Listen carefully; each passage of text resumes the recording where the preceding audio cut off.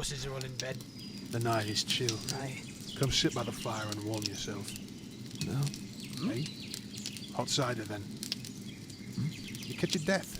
Thank you. Better. Better than fires. Tell us your story then. Yeah, do. Come on. All I see in that fire is a burning corpse. Hey? What? I suppose some things can't be unseen. You're so shut up. I know you won't believe me, but this is what happened. Go on. Any way you need to tell him that. They came in the middle of the night. Every night we would lock the gates to Lavenham. No one knew how they got in. The other villagers claimed it was raiders after valuables and anyone they could carry off with. My name is Liam, and I saw the truth. My wife Alice and I awoke in the middle of the night to the sound of a child screaming. After a moment's consideration, I told her to stay in the bedroom and that I would go out and investigate.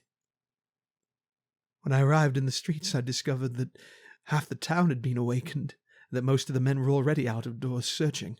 Didn't take long to realize that that child's scream wasn't the only one. It was bedlam. There were sounds of screaming and combat from nearly every quarter.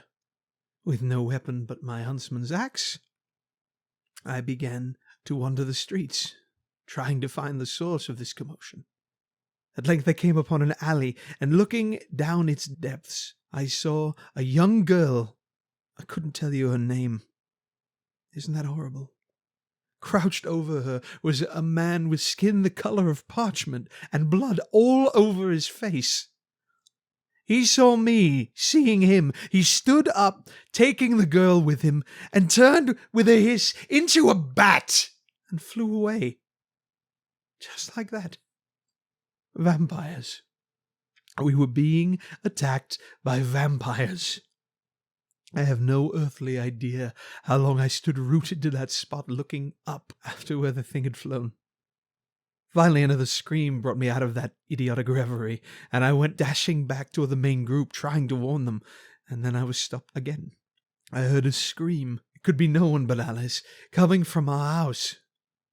I ran back home and was just in time to see Alice being carried off into the night sky by another one of these things. No paralysis this time. I ran back to find the other villagers screaming, telling them vampires had attacked us, that my Alice had been carried off. I found them, and they took pains to stop me, to settle me down, to force me to breathe. Then, after I told them, they quite calmly looked at me and told me that I was mad. They claimed that it was raiders. They assured me it was raiders, that I was tired and affrighted, and it was dark, and that raiders were everywhere now that the wars were done, and it was clearly raiders. And if I would take a moment to calm and have an ale, there's a good fellow, I could ride out with them, run out with them, to take back those of our women and children who had been stolen away. They were all gearing up to go to the north. Those willing to go in the first place. I tried to tell them that I saw what I saw, and that they were being carried south, that those giant bats were carrying them south. But they wouldn't listen. They assured me that I was mad. They asked me what I thought they were supposed to tell my wife when they freed her from the clutches of the raiders. Finally, they washed their hands of me. There was nothing for it. I saddled my horse and I rode south. I thought to stop at Redwater. Maybe someone there might help, or at least believe me. Then I thought maybe Strummel. After all, Strummel's on a crossroads. Lots of travellers go there. And then I remembered how young a town it was. I'd ridden almost half a day before I realized it. More people already there, more trade already there. I needed to go to Redwater. My head was completely turned round. By the time I arrived, I was lucky to remember my own name. Alice and I had been having problems for some time now. Before all of this, we'd even taken to sleeping in separate rooms. But we were married, and you can't get out of that.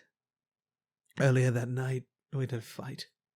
She told me that her greatest mistake was not marrying me, but deciding to stay. And she told me all about how she'd planned to leave and never come back. I can't really blame her. I'm not a man, not brave. During the Ogre War, I ran from the front lines because I'm a coward. It's like nothing I do is right. But I had come to the decision that I was going to stand by Alice, that I was going to rescue her, if only I could find her, even if it just meant that at the end of the day, she'd be free of me too, and finally walk away. I owed her that much. At Redwater, I stood at the bay, trying to convince people of the truth, trying to get any help I could. But they told me I was mad. Nobody believed me. It didn't matter that I was warning them for as much their own sakes as mine. If they attacked Lavenham, certainly they could plague Redwater as well, couldn't they? But no, I was mad. One man believed me. His name was Charles, and he was the biggest person I'd ever seen. Not in height, but in width. I've never seen another man as fat as Charles. But he already had a horse and a weapon, and with nothing left for me at Redwater, we left. As we rode, I told Charles the story, everything that had happened up to that point.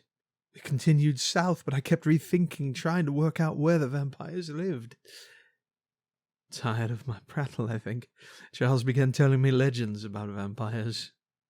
And he said that they always lived in some place isolated and dark, at which point he noted that to the south there were mountains, and likely caves. I wished I'd thought of that. So, we continued south, now headed straight for the mountains that border the Frostlands. Along the way I learned a great deal about Charles. He'd been close with someone. They'd nearly given their lives for one another, but his friend eventually went down a dark path, had gone to a darker place, and it destroyed their friendship. He ate what he liked when he liked, drank what he liked when he liked, fought who he liked, when and wherever he liked.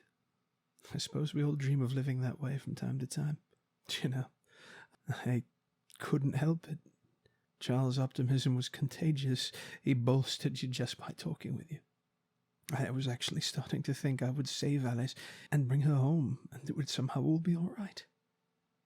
That was short-lived, though. That little happy sense of optimism blew away on the cold winds of autumn. During the ride, Charles confided in me that he didn't believe a word of my tale.